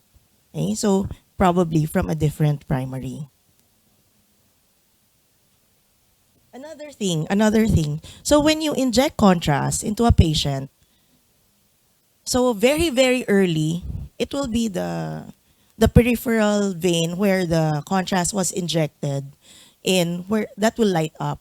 So that part will light up, most likely the brachiocephalic that's going to the that's involved, right? The ipsilateral one. And then you will see the aorta having that same intensity. But in a matter of seconds, that becomes less intense. And then it goes to the to the IVC and the SVC. Yung SVC mauna na yun ng konti. But once it circulates, the IVC is now bright. And then it will come to a point when both the aorta and the vena cava have the same intensity. And then eventually it will fade from the aorta because vascular, what's this?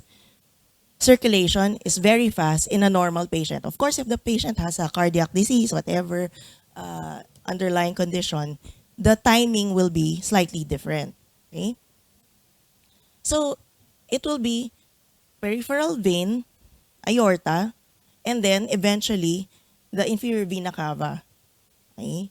And then it will equalize, and then the venous system will be more echogenic, and then later on it will go to the renal system and it will get excreted. So later on, may free pa kayong urogram. So you can see, you can have an idea of the function of the kidneys based on how fast it excretes and whether they are symmetrical and how fast it goes to the urinary bladder. So just an idea of how you look at images. You have to know what sort of image you're looking at. Is it plain? Is it a contrast study? So if it's contrast study, it's nice to know also what it looks like on plain. So you have an idea of the pattern. And then if it's triphasic, you have a plain study, an arterial study, delayed study. It's also nice to put them all side by side so you see the pattern. Is it enhancing? Is it the same all throughout? Is it hypo-enhancing? And so on. So that's how we evaluate on CT and MR. Triphasic. Ganun ko lang ibig nila sabihin ng triphasic. Okay. So for CT, this is widely available. It's the mainstay of hepatic evaluation. It strikes the balance between cost and utility and amount of information that you get.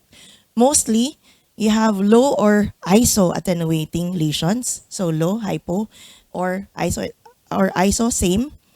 And during the arterial phase, this shows a complete ring of enhancement, usually.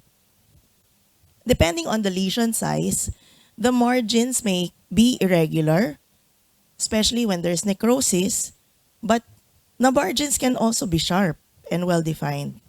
So it can really come in different forms. There is usually central low attenuation when there is necrosis or cystic change, and calcifications may be present, and this is more common in gastrointestinal tract tumors or from primary ovarian, breast, lung, renal, and thyroid cancer. Okay. So when you have hypervascular metastasis, there's diffuse enhancement, meaning there's no rim enhancement, there's no spotty enhancement, it's just pantay, right? And then on the portal venous phase, there's a thickened rind which enhances progressively but lesser in extent to the liver because the metabolism of the lesion is of course abnormal compared to the underlying liver. So there is a very large overlap between hemangiomas and metastasis because both can fill in from out to in centripetally with contrast material over time, but complete filling in is more likely in hemangioma. So it sort of fills in but does not complete, more likely not more likely a metastasis. But if it really progresses up to the inner part, then there's no necrosis. So the entire thing will fill up. That's why it's important. For example, if you have a radiologist friend who saw the study while it was being made, because they can say, no, we add another sequence because we want to see if it completely fills in. And we can now differentiate if that is central necrosis or a hemangioma that was slow filling. Okay? Hemangiomas also have a broken globular or nodular ring of enhancement. So when you see the rim enhancement, tapos putol-putol siya, usually it's a hemangioma. It's around 60 to 80%. chance. Okay?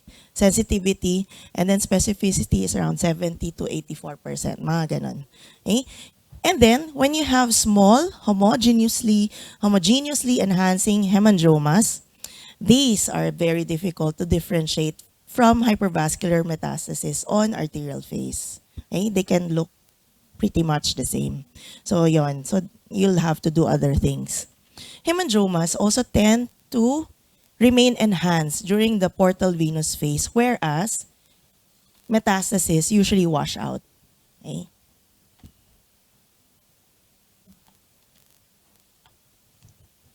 Okay. In the equilibrium phase, so that's when the aorta and the veins and the vena cava have more or less similar opacification or enhancement. Metastases are often isoattenuating, but when you delay it further in a 4 to 6 hour delayed phase, contrast enhanced CT may again appear to be of low attenuation. Okay? Some metastases will show peripheral areas of low attenuation surrounding an enhanced center on delayed images. Okay? This is thought to be because contrast material washes out of the viable tumor peripherally, okay, but remains in the extracellular space of the center. Kaya parang yung sa labas, wala na, the gitna, maputi pa rin siya.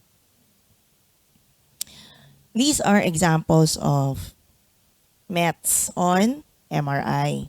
So, ayun talagang patay ilaw. O, chiki.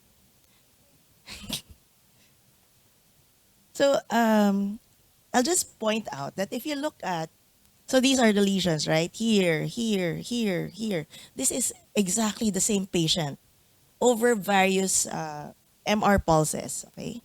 So if you look at this and this, parehong hyper intense, right? But this one is more, this one is less. So those are the things that, well, it's our job as radiologists to figure out how to analyze those different sequences, diba? That's abstracted from you already. But just for, just nice to know, the different sequences and the pattern of enhancement also helps us help with the distinction between various liver diseases. Okay. So you have gradient, you have fast spin echo, you have contrast, no contrast. Okay. So these two were plain studies, and these two are after contrast was given. And I'm talking about gadolinium contrast. I'm not even talking about liver-specific agents. Okay, we'll get to that later. This is another kind of metastasis. And as you can see, when you look at it, it has sort of a target sign. So that is another kind of metastatic appearance.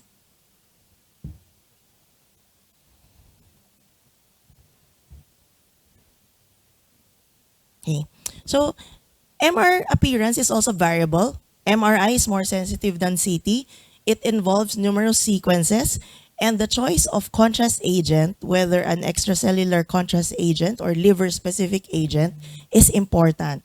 Because if it's a liver-specific agent, it is very expensive, but you can differentiate whether a lesion is primarily coming from liver parenchyma, normal liver parenchyma, or coming from a metastatic lesion, because metastases are generally thought not to have normal hepatocytes.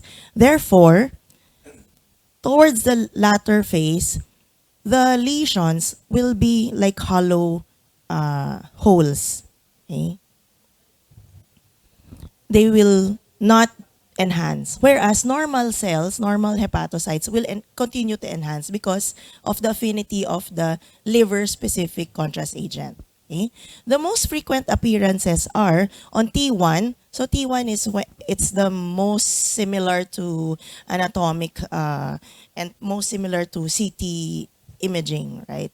And fluid is dark, fat is white. Soft tissues are in between. Okay. T2 is when it's reverse. Water is white, and but fat is also white. So if it's white on T1, T2, it's probably fat. If it reverses, it's probably liquid or water. And then if it's the other way around, then it's probably a lesion or a normal structure. Okay? Are you following? Am I kind of insulting your intelligence, or it's kind of hard to? I mean, I cannot read the room. Are you okay with the speed? Because I have like 6 minutes left. All right, and so on T1 usually it's moderately hypointense. On T2 it's mildly to moderately hyperintense. Okay, so brighter, maputi, hyperintense. When you add contrast, gadolinium, the enhancement may be just the lesion or perilesional. When you say perilesional, you look at the lesion on the plain scan, and if the enhancement goes beyond the perceivable margin that you see on the plain scan, then that is perilesional enhancement. Okay?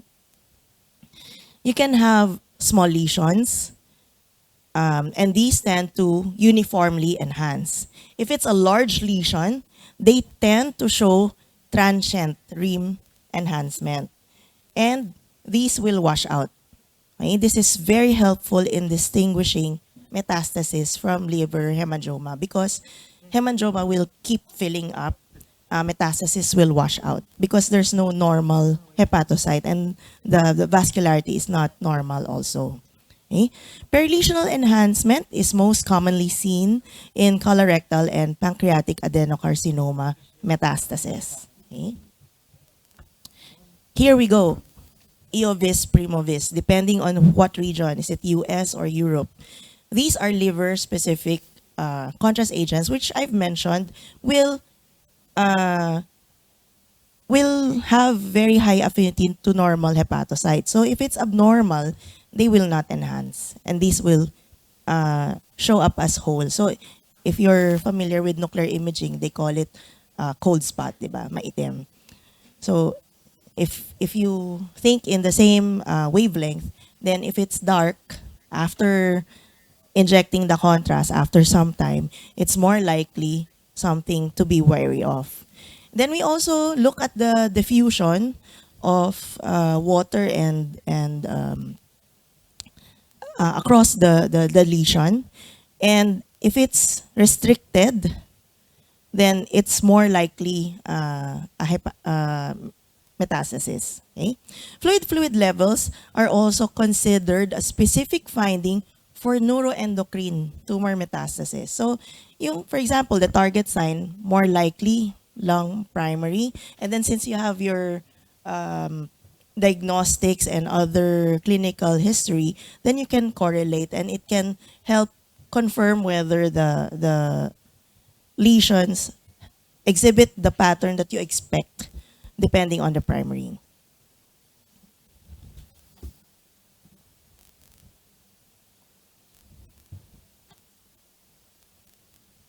Okay. So let's move on to hepatocellular carcinoma. So you know the general idea of the patterns of enhancement. So similar, hepatocellular carcinoma or hepatomas are the most common primary malignancy of the liver. This is strongly associated with cirrhosis, secondary to both alcohol and viral etiologies. And there's an increased incidence because of the increase also in incidence in hepatitis C. It's the 5th most common cancer in the world, 3rd most common cancer, common cause of cancer-related death after lung and stomach cancer. The rising incidence, I've mentioned, is due to rising hepatitis C infection and Asian prevalence because hepatitis B is endemic in our region. Ultrasound is the primary imaging modality used to screen for and diagnose HCC, particularly in patients with cirrhosis. It's non-invasive, real-time, uses sound waves, you don't need contrast, you can identify potential tumors. Okay? However, While used for initial screening, other imaging techniques, again, like CT and MRI, are used for further characterization and staging or to check extent of disease. Okay, so these are examples of hepatocellular carcinoma. It's many forms, no? Ultrasound, CT, MR. So you can have various pulse sequences, and depending on the characteristics that you see, you may be able to differentiate, for example, a parasitic infection that may look very similar or malignancy. This is a FDG PET CT, a fused examination. So imaging, usually it's massive, it's a large mass if it's focal, and you may have necrosis, fat, or calcification. If it's multifocal, usually it's nodular. You have multiple masses of variable attenuation.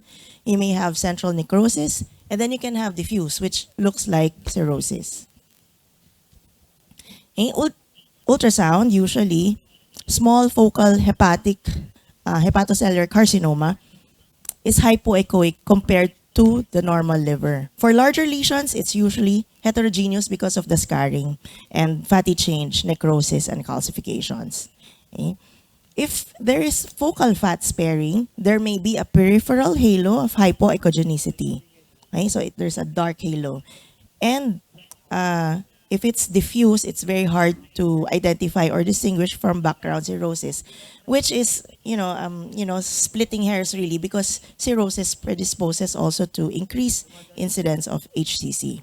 For contrast enhanced ultrasound, we have the arterial portal venous phase, and the variants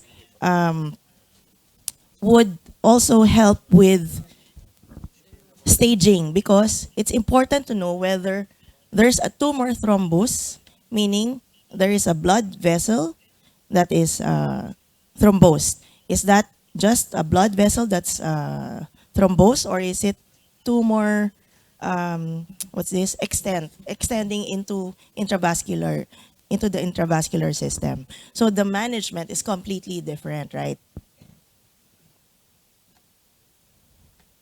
Okay. So CT, again, you have various changes, various patterns. MRI, again, varying.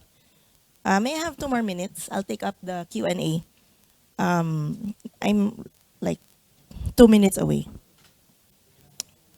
For the MR, okay. So again, there is the liver-specific contrast agents are very, very useful for MR, especially for diagnostic dilemmas, because there's a lot of information that you can mine for that. However, for things that you can already diagnose with ultrasound or CT, then it's unnecessary unless you want to monitor treatment, check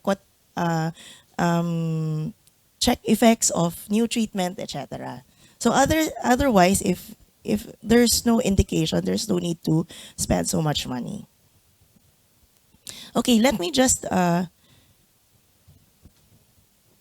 It's very similar to what I mentioned earlier, so I'll just move through. Angiography is also important if you want to check the vascularity of a tumor and whether it will give you good fighting chance in eradicating the metastasis. So you can do TACE, you can do RFA, you can do microwave, etc. Okay. So CT PET is a fusion imaging because nuclear imaging usually tells you about the function. Is something hyperfunctioning? Is it more likely malignant? But it does not tell you where exactly. It's kind of fuzzy. Okay? CT lets you see the anatomy very clearly, and so fusing them will tell you exactly when something is wrong and where it's located. So yun lang yun. Currently, prostatic specific membrane antigen is being studied as a source of target for targeted therapy. Ano na ba yun, sir? Ano na siya? Accepted na siya? Hindi pa. It's a theranostic. So, theranostic, therapeutic, and then there are preliminary studies that says that there's a high correlation between prostatic specific membrane antigen and the susceptibility of the lesion to be treated. So you can do targeted therapy and decrease side effects from shotgun treatment. Okay, LIRADS is already not in the tawag dito, in the extent of this lecture, no? It's I just included it in case we had time, because this is used to help predict if there is a high chance of hepatocellular carcinoma in patients with cirrhosis and chronic hepatitis B virus, because these patients tend to develop that. And this is not used for those who are young or who has congenital vascular conditions, okay? So I think we stop here. There are certain key features. We can all study this in our own time. Okay, thank you very much. Thank you, Doctora, for that very insightful discussions on the imaging part of hepatocellular. We may please call on once more Dr. Patdu to facilitate the Q&A portion from our audiences. And also, just like to remind also the viewers in our online Zoom, if they have questions as well, they can type it in. We will read the questions to the speaker and to the moderator as well. Are there questions in Zoom? Dr. Lee, do you have questions for the special mention? Okay. Do we have questions from the audience? Yes, Dr. Iga. Hello, ma'am. Thank you for your lecture. So we usually see patients with a varying diagnosis. It's either a tumor thrombus or a real thrombus, a blood clot. Can you give us again a summary on how we distinguish the two? And then is MRI a better diagnostic test for this, or a CT scan will do already? A contrast Thank you. CT is sufficient, and basically, if it's a tumor thrombus, it will enhance. If it's on CT, if it's a true thrombus, then it will not. So that's one of the things. On it's the same thing for MR, similar. Thank you, And Doc. then of course it's early enhancement, right? If it's late enhancement, then it's probably something else pa. Okay. Thank you. Are there other questions?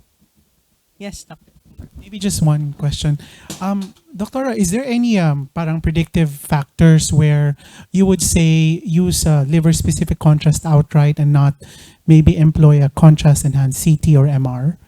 Or do you still go about their characteristics in the CT to know if Primovis would be warranted? Kasi medyo mahal po yung Primovis. Yeah, personally, if the patient was here and there's no coverage by the state, because, for example, in France or in other European countries, it's covered by the state, so it doesn't matter. They just do it, and then they mine information from that. But with us, since it's out of pocket, I think CT with contrast is generally good enough, okay, because it takes away the fear of, if you want a second opinion, when you do an ultrasound, it's really highly dependent on the first person who did it, and you're really at the mercy of the report of that person. Whereas if you have a CT, you show it to somebody else, it's either it's there or not, and you see it. MR also, you have a wealth of information from liver-specific contrast, but does it change the management? Only on certain cases, and so we can do that. And then we can probably look for whatever study that can help if the patient has some financial concerns. So I would go for a CT. Okay. So sometimes, to echo also part of that question, is the patients get frustrated. They get an ultrasound, then we request a triphasic CT. The reading still is inconclusive, and then we request an MRI. Is there a profile of patients where from the ultrasound, it is preferred that we just go straight to MRI, like very nodular livers probably. Okay. Usually, the patients that have, like if you're thinking this patient's high risk, long-term hepatitis, alcoholic, non-alcoholic fatty liver disease, etc. So clinically, if you think that there's probably a high chance that there's something going on that's not very nice, I would suggest you just go for the CT. Okay. Usually, those with abnormalities on liver ultrasound come from those who are just sent for checkups. So if they go to your clinic, and of course, if the history and P is quite and point, then usually you can make that decision and jump right away to CT. So you don't have, that patient doesn't have to cover the cost of the ultrasound anymore, because you can get a lot of information from the CT that does not require a lot of extra things from the ultrasound. Unlike, for example, superficial organs. If you're dealing with pelvic organs, thyroid, then a CT does not really give you as much information as an ultrasound. So for the liver, I would go for a CT. And then if it looks peculiar that it cannot be hindi masentensyahan on the contrast CT, or if the patient has renal conditions, allergies that predisposes him to high risk when you give contrast on CT, then you can go ahead and do the liver contrast. And you can actually assess without contrast. You can do MR, and you get a lot of information because you have this slew and of pulse sequences that can help you check in phase, out of phase. You can get a lot of information from that. You mentioned, Doctor, those with renal problems as issues, no? Some of the nephrologists, they would say, use a contrast which is least nephrotoxic. Offhand, for us clinicians, what are the brands like we should be preferring for CT or MRI for such conditions? For CT, usually it's non-ionic. However, for example, gadolinium, which was thought to be safe for the longest time, was found to have irreversible nephrotoxic effects. So if that is going to be an issue, and if there's going to be a lot of exams, I would go for maybe one contrast study, and then on follow-up, just plain, especially if there's high risk. Kasi we want the patient to live long and survive the cancer, and we don't want the patient to die of renal disease and survive the cancer, diba? It doesn't make sense. Like in the triphasic CT of the liver, is there a distinction in the contrast that they used? Yeah. We usually it's usually non-ionic now. We just say non-ionic. No, it's no more. it's usual. Dati kasi sobrang laki nung price difference, but now it's very, parang the price of the non-ionic contrast is not that high anymore. So it's standard. It's used as a standard because sayang, kawawa naman yung patient. And then unless it's a a geographically isolated area with absolutely no access to non-ionic contrast, then we can do something. We can make it we can dilute, we can other things we can do also.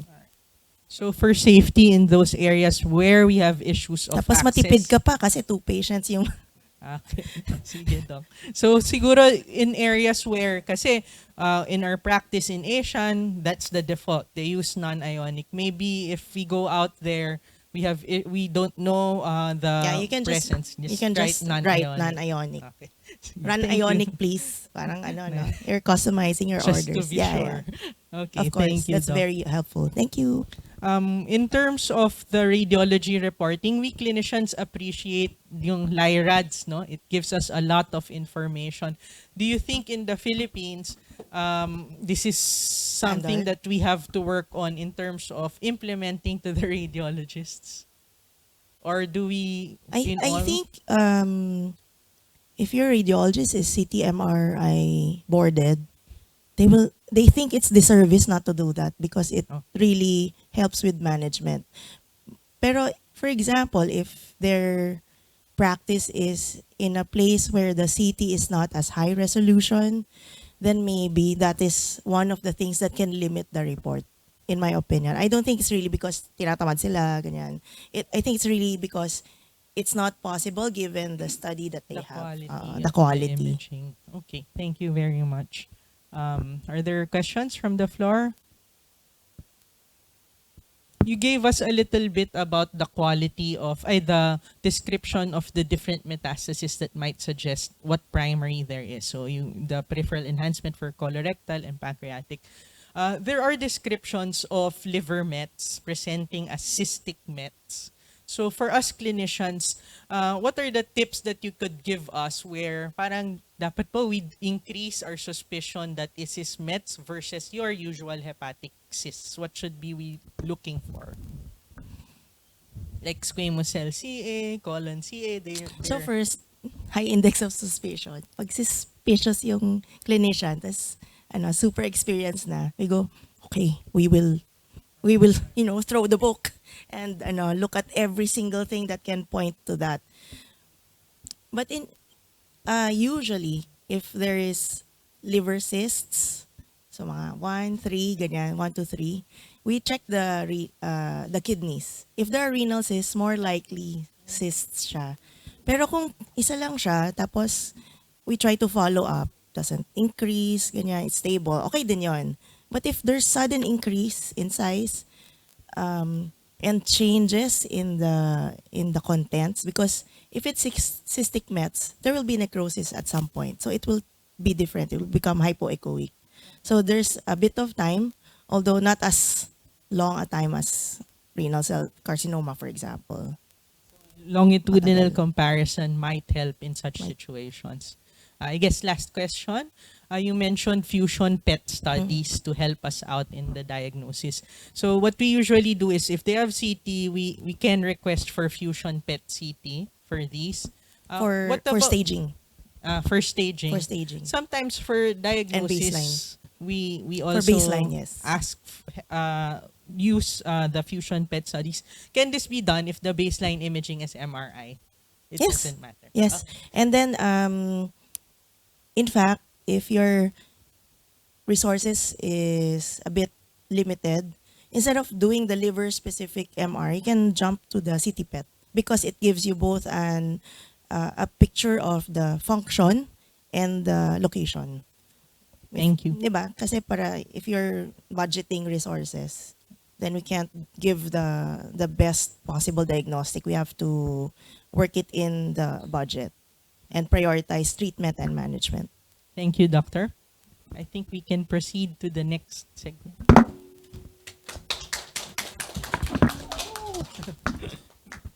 Thank you so much, Dr. Patdo and Dr. Berlin, for that very insightful discussion on the imaging part of the hepatocellular carcinoma.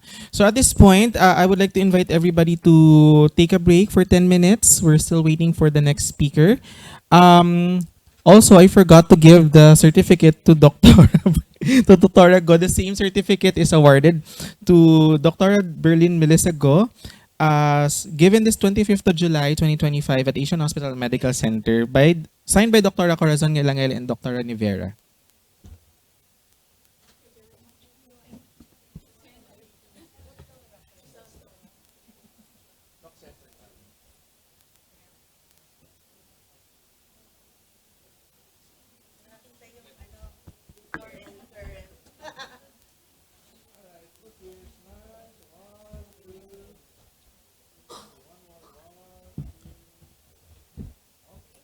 Again, let's take a 10-minute break. May I please invite everybody to please take your snacks at the back.